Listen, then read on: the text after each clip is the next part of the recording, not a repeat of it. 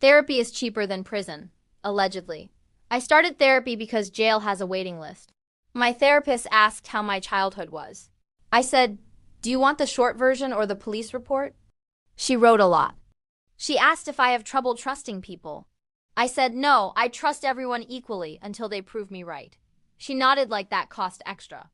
I told her I bottle my emotions. She said, "That's unhealthy." I said, "So is opening them." We compromised. I cry in the shower like an adult. She asked about my parents. I said, "They did their best," which explains a lot. She asked if I've ever had dark thoughts. I said, "Yeah, but they pay rent now." She asked what brings me joy. I said, "Canceled plans and low expectations." She asked if I believe in self-love. I said, "I believe in self-tolerance." Progress. She told me to forgive myself. I said, "For what specifically? We'll be here all day." She suggested journaling. I said, "I tried." My journal called me dramatic and closed itself. She asked where I see myself in 5 years. I said, "Alive would be nice." Flexible. At the end, she said, "You've made a lot of growth." I said, "Thanks.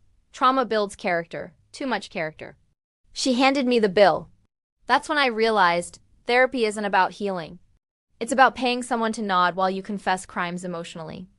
Worth it. Cheaper than prison. Still expensive though.